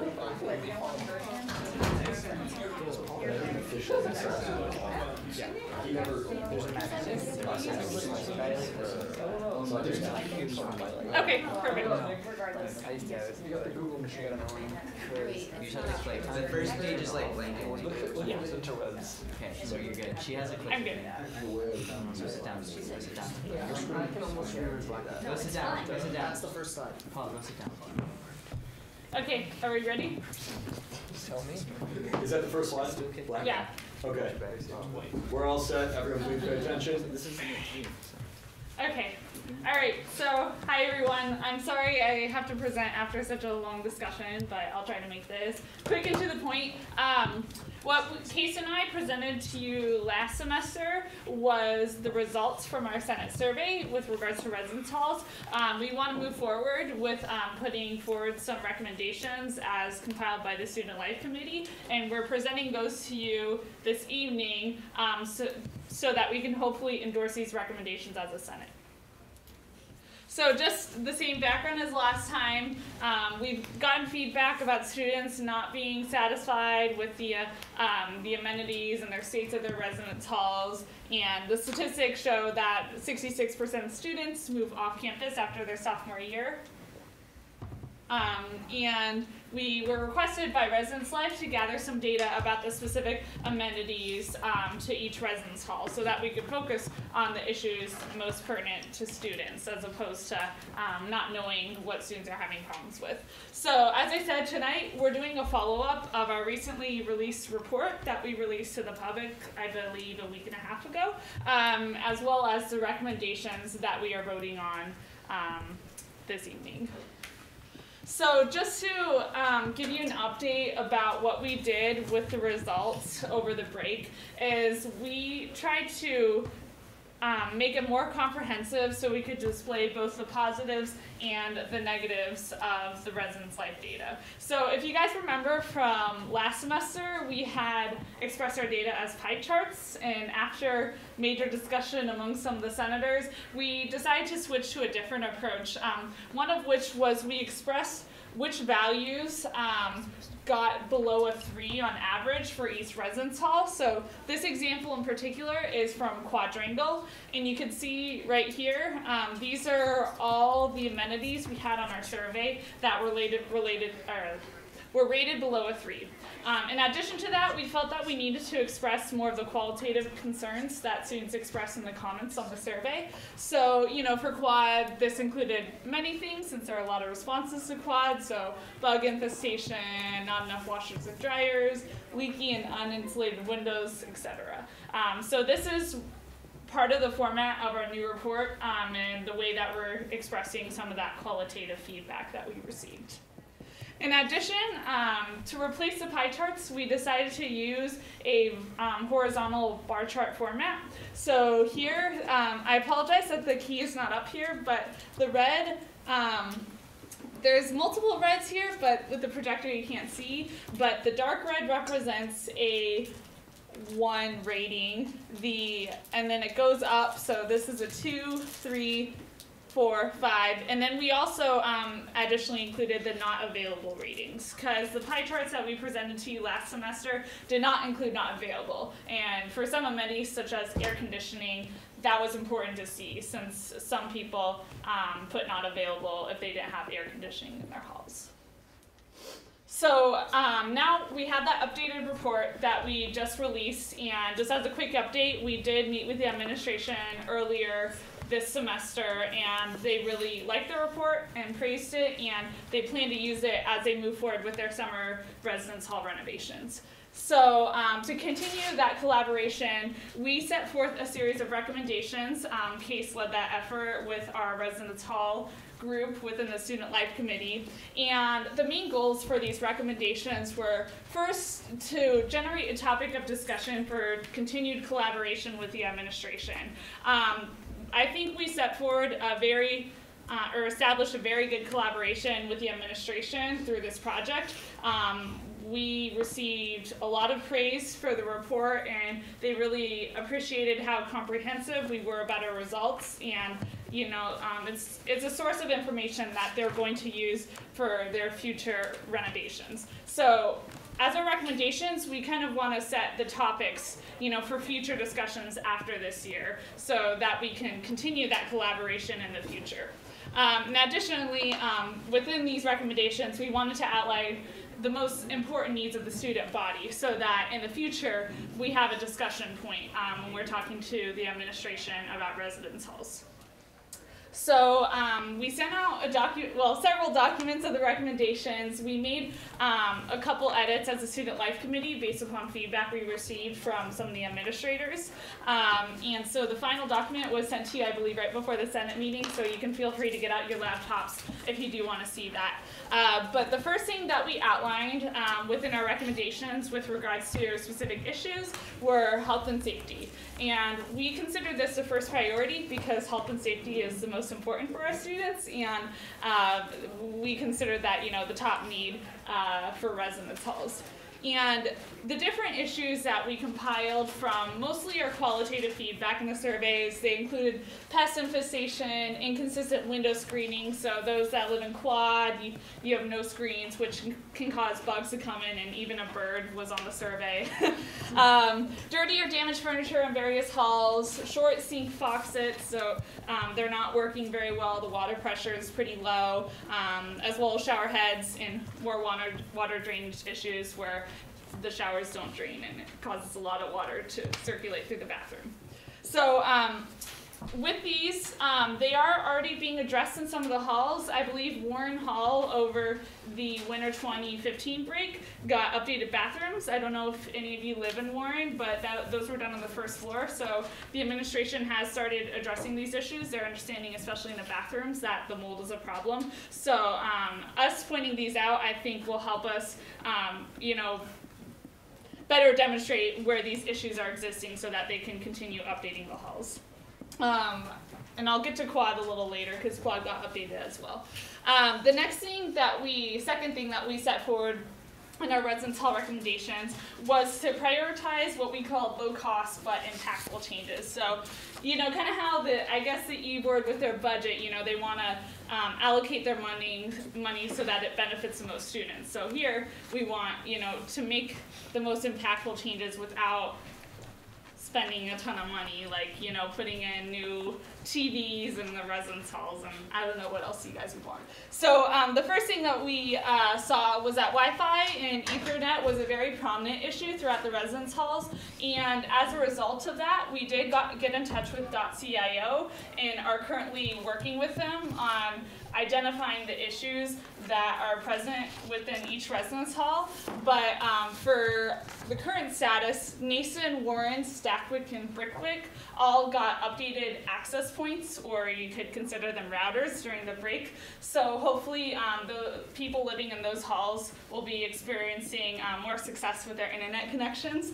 And as I said, we're working with .CIO to identify the specific student issues, because they said part of the problem is that every student has a unique issue because they have different computers or their settings are on different configurations. So what our committee is going to keep working on in the future is finding out where in the residence halls are they occurring, you know, is it in the common space, is it in their room, a specific room number, so that .CIO can investigate, because sometimes they do say that access points are missed and the student just doesn't get internet access, but they can't know unless if somebody reports it. So that's what's going on there. The other thing that we're collaborating with on .CIO is the printers. I have heard from many people that the printers don't work very well, or there's no printer in their residence hall. So we also address this with .CIO and in our recommendations. And as an update, there were some printer installations over the break, which were Quad, the Hunt One Lounge, East Campus Community Center. That's where we did our leadership training. If you guys were in the Senate at the beginning of the year, that's for the RAPS apartments. North Hall, and then Colony Apartments. So that was great, and with these recommendations, we want to continue discussing where to install or better the situations with printers in other halls. So we might continue doing that by sending another survey out via Facebook and Reddit to find out which locations we might need new printers, or if there's any printers that aren't working very well in other halls. So the last thing on our low cost but impactful changes section, where this is kind of small, but bathroom amenities, we did get very, very low ratings on toilet paper in almost all halls. So I think Case can probably clarify on this, but they might consider switching to 2-ply, but I'm not sure with the budget. I don't know, but it's something that we did include just because students did express high dissatisfaction with the toilet paper, and also similar results were for the paper towels and the paper towel dispensers. So Residence Life is looking into that. I'm not sure where it's going, but we wanted to put it in our recommendations because that's what the results have showed us in our report. So the last point of discussion in our recommendations is the quad. If you guys haven't heard already, the administration is planning on doing a large-scale renovation project in quad during the next 4 or 5 summers. So they began these renovations in winter 2015. I don't know if any of you freshmen or sophomores were the lucky bunch, but they recently renovated one of the bathrooms, or one of the stacks with their restrooms. And what these updates will include are new showers. There's going to be a shower door, no curtains, new sinks, new countertops, new tiling around the walls, and flooring that is supposed to be resistant to water buildup and mold. So they're really, I saw pictures of them, Kyle and Michael did, and I think they look very nice. So plans for summer 2015 with quad.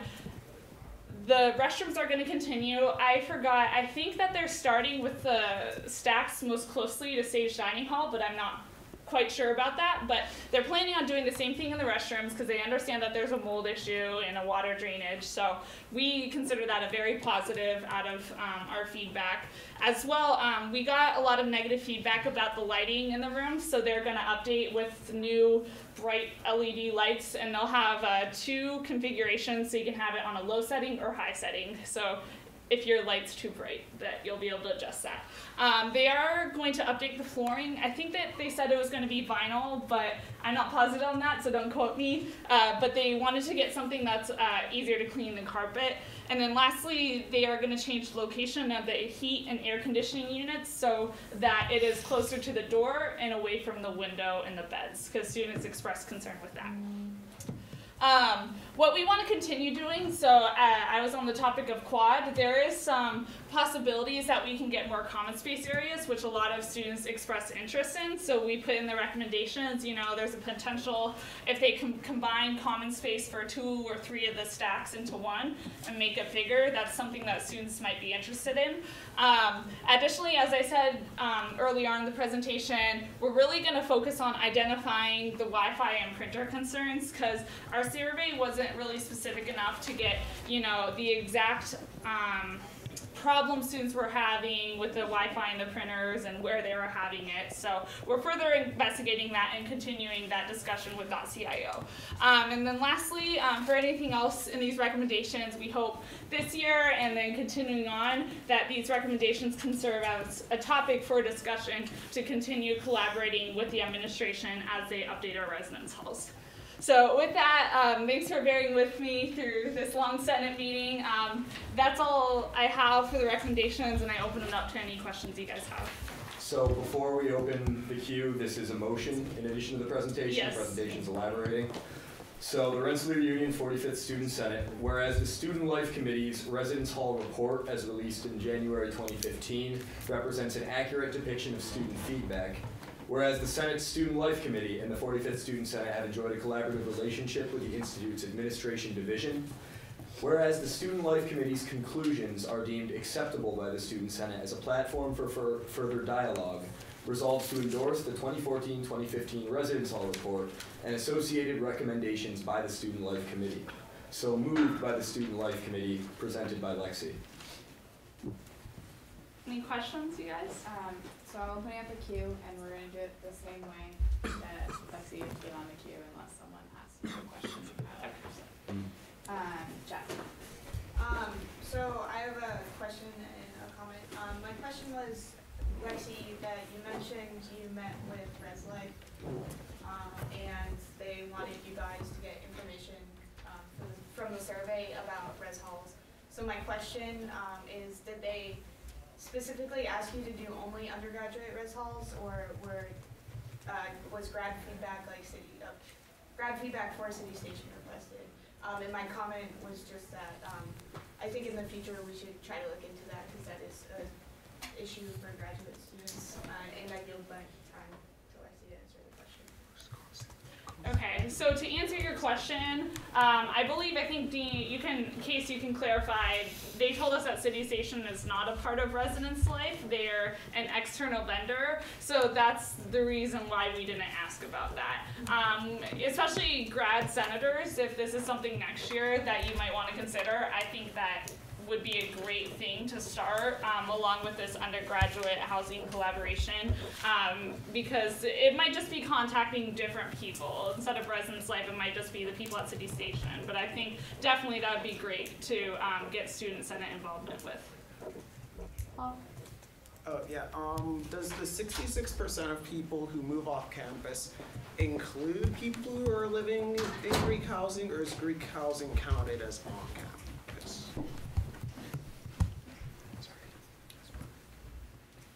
Is this yielded to me? I yield my time to Lexi.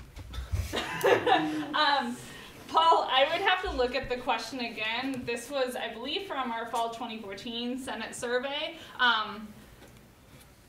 I think that the statistic was from sophomores who lived on campus, and I think that there was a separate section for Greek, so they were considered off campus in the survey. So for those that were living in the residence halls, 66% plan to move off campus. But I think if one of you guys probably don't have the survey, I can check further into that to fully answer your question. But that's from what I remember, that's what the statistic is from.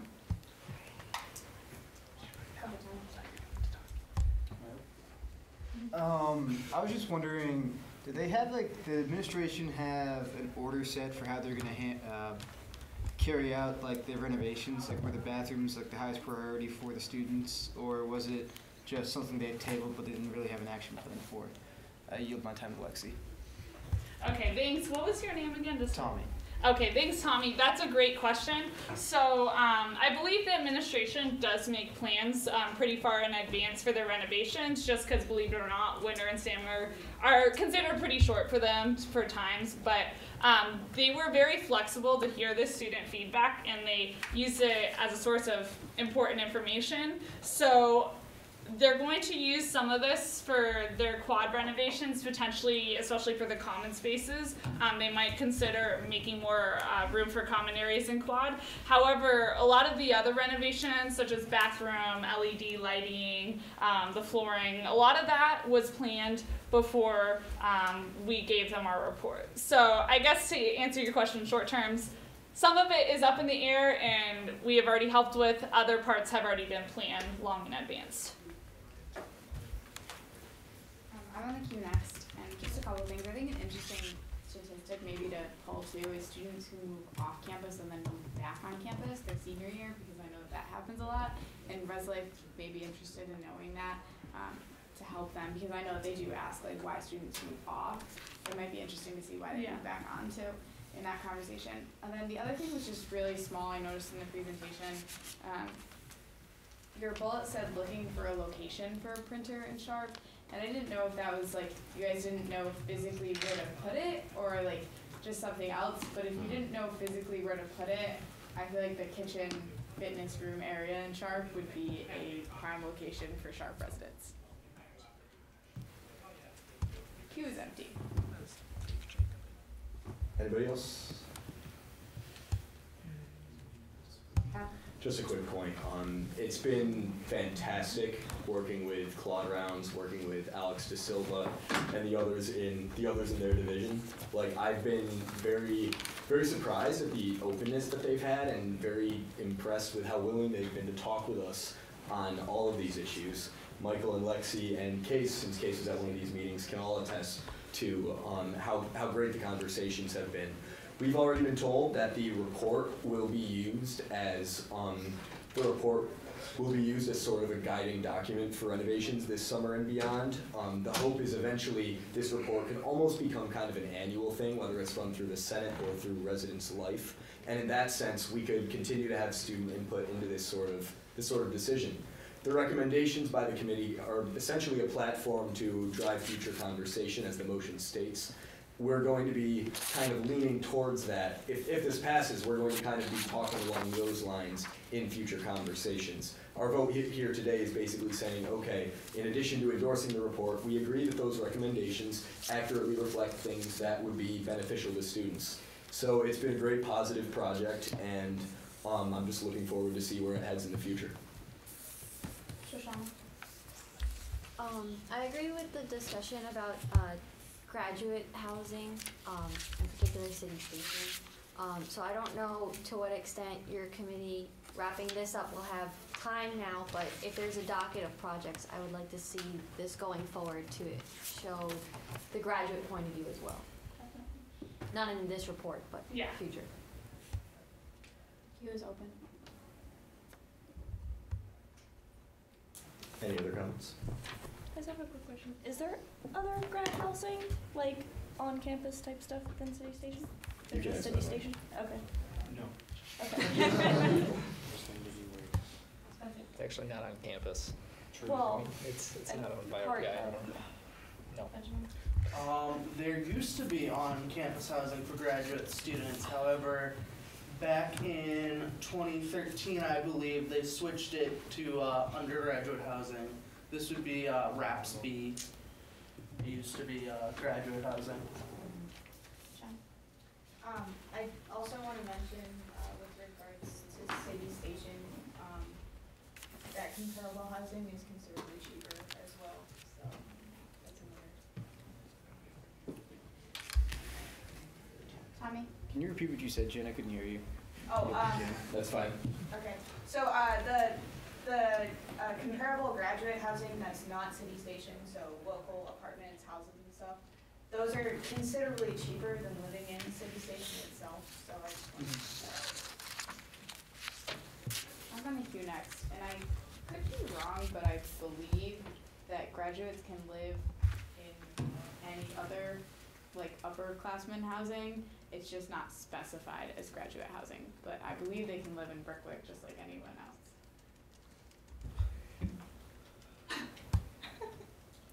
It's not graduate, but like I don't think there's any restriction against it.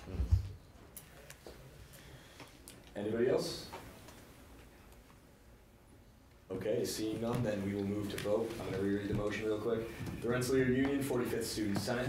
Whereas the Student Life Committee's Residence Hall report, as released in January 2015, represents an accurate depiction of student feedback. Whereas the Senate Student Life Committee and 45th Student Senate have enjoyed a collaborative relationship with the Institute's Administration Division. Whereas the Student Life Committee's conclusions are deemed acceptable by the Student Senate as a platform for further dialogue, resolves to endorse the 2014-2015 Residence Hall Report and associated recommendations by the Student Life Committee. So moved by the Student Life Committee and presented by Lexi Rendoni. All those in favor? Should I vote? Yeah, you can vote. Oh.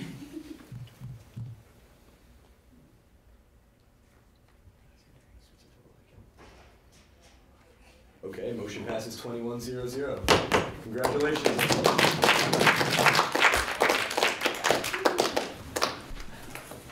All right, so that concludes our primary agenda. We have a few. We have to get through the normal reports and such. Where's my writing pad? Someone's writing on at this point, I think. Thank you, Michael. Okay, so we're gonna just breeze through committee reports once again, trying to keep these quick unless you have something critical. Paul, RA. No meeting last week, working on finalizing campaigning schedule, GM Week handbook, and petition handbook. Thank you, Paul. Any questions for him? All right. Tina, you have AAC? Marcus had to leave, but he left me an update. He said that the syllabus project was approved by FSCC. They're looking for individuals well-versed in data management and/or web design. Their meetings are 7 to 8 p.m. on Thursdays in the SGS. They visited ALAC for aid in classwork. I don't know what that means.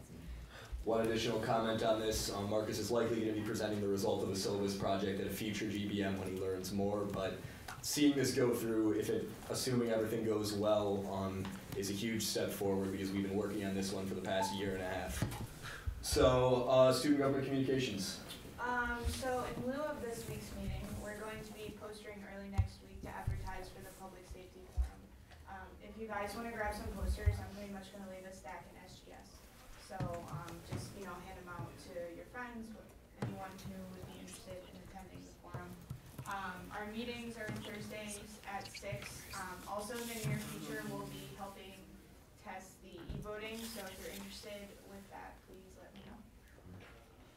One other point with all of the, and I will call it drama surrounding the activity fee, it's been a tense past couple weeks for the Senate. So when is the next Senate social?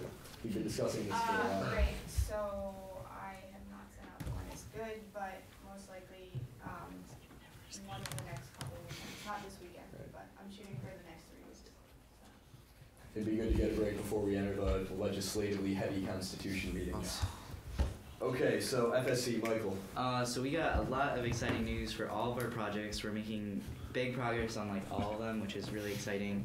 But I won't go into that now. We have a public safety forum on Wednesday, February 25th at 6 p.m. in the Union 3602 room, which is right next door. I want everyone to be there. I'm not going to make you guys come, but it would be very nice if all senators could make it. I'm gonna send out that survey that I sent out earlier this week. So if you would like to come, please fill that out so I can track attendance and give PubSafe a number so that they can buy pizza and soda for us at the public safety forum so we can eat food instead of just sitting there without food. Just so people remember, can you say the date one more time? February 25th, that's next Wednesday at 6 p.m. in the room next door. FSC meets Tuesdays at 5 p.m. All right. So given the security changes around campus and other safety issues kind of becoming a hot topic, I would recommend that all of you attend this if you have the time. I've invited Mr. Rounds and others have been invited as well. We'll see who can make it, but it would be a good chance to talk with administrators behind these changes directly. Joe, HSEC. So no meeting on Tuesday because we were all from school. We're working on changing our meeting time. That's coming soon. We met with Hospitality Services yesterday. More info to come. Thank you. Lexi, SLC. Our recommendations and motion just passed. Thank you. And then, the pharmacy has kind of been on a hiatus, but we're going to move forward and schedule an appointment with procurement. So let's hope for some good news, I guess, in the future. And I'll wait my time to call. Paul? Okay, so we're working on memberships, and that has decided to become an issue this semester. Apparently on the residence hall access side of things, we need to talk to PubSafe and VP Rounds because they're apparently the people who are in charge of that now, and we're working on scheduling the public forums. Wait, no, the public forums are on the other thing. I need to separate bullet points. On the student handbook, we're working on scheduling the public forums. Any other comments? Paul, do you have any projected dates for the public forums? Kind of when I was talking to the 2 people who showed up at my committee, the Tuesdays around 7 in March worked for us. Not sure how that works for everybody else. I'm going to double check that with Dean Smith to make sure he can attend. I would get some backup dates just in case, since that's a little constraining. Once again, the handbook is still scheduled for a vote on March 19th. Wednesdays work as well. Tuesdays and Wednesdays seem to be pretty fine in general.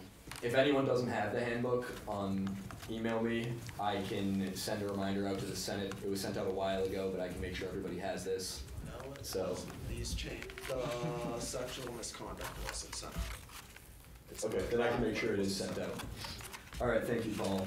Justin, you have a WebTech update. WebTech meetings are Tuesday at 8 p.m., immediately following SLC. Tina has an update on the website, and petitions is also coming along well. We got an update about that, so that's looking very nice. Petitions is gonna be very much on myself, the J Board Chair, and R&E to determine the rules of moderation for the site, following which those will go up alongside the referendum rules that Paul's been gradually working on over the year for a vote before the Senate, ideally on March 5th. Tina, what's your website update? We found someone to design our website. So she started this week and she's gonna be working on it for us, and we're hoping to have everything done for right around spring break so that we'll have a fully functional, fully fleshed out website before GM week comes. And on that topic, we need content for that website, in particular pictures. So if you have pictures of senators or Senate things, or if any of e-boards here, which I think is just Shoshana now, e-board as well, you can email them to me. I have tons of them. Joe. And as Paul was showing, there will be a member page on there. So I know it's towards the end of your terms that we're uploading these, but if you would like to send me a picture of you in your Senate polo, that would be greatly appreciated because everyone will be getting a bio on this webpage. Jenna, you had some? No, I didn't. Okay. So for a Constitution update, the Constitution discussed class councils. Nate is going to be going around and talking to the class councils to review those changes as per our standard procedure. I will be joining him in this, since there's a lot of class councils and a little time. Constitution has 3 more meetings, and that's going to be next Monday, Monday following that. In addition, as you've all been made aware several times, the next 3 weeks we will be focusing on the Union Constitution changes in a series of amendments. I'm meeting with Anthony, J-Board Chair, and with Nate James to look over the amendments, make sure that they're written in a way that doesn't have any ambiguity or, as we've said before, weird things that allows the GM to vote on the activity fee. So we're going to be doing that. We're going to be making sure that the amendments are broken down appropriately, and they'll be sent to the Senate floor in bunches. We're going to have them out as soon as possible to the Senate so that the Senate has ample time to review them. But if you have any questions for now, you can email Nate. He's on the Senate email list on CMS, so you should be able to check him out there. And that's about it. E-Board. So the executive board didn't meet next week, keeping the time slot open in case there had to be rebudgeting, but they'll be back to normal meeting times. In terms of the UAR, we passed the UAR and the activity fee recommendations. That is wonderful. That being said, we're still gonna meet. Our meetings are Tuesday at 6. We need to update the website, and I'm gonna make a special celebration with lots of celebrating and happiness and smiles and hugs. Oh gosh. Okay. Grad Council, Mike. We have hockey night on the 27th. Come watch a game against Clarkson. I think we'll win. Still sucks. They do. I've heard. Other than that, we got to meet about Ghost Dean, and then that's it. Sounds good. Any questions for the Grad Council? I know we talked about Ghost Dean quite a bit. Okay, thank you. James, well, we don't have James here, but anyone have an IFC update? There was a okay. yesterday. Victoria, Penham. We haven't had a meeting since then, so. All right. So my report. Also on the point of relaxation, I mean this weekend is Winter Carnival on Saturday. So I mean, if you want a chance to relax, enjoy one of our great traditions, just come on up to ECAB. It'll be going from, I believe it's 11 a.m. to around 4 p.m. when the women's hockey game starts. Cameron, you might have.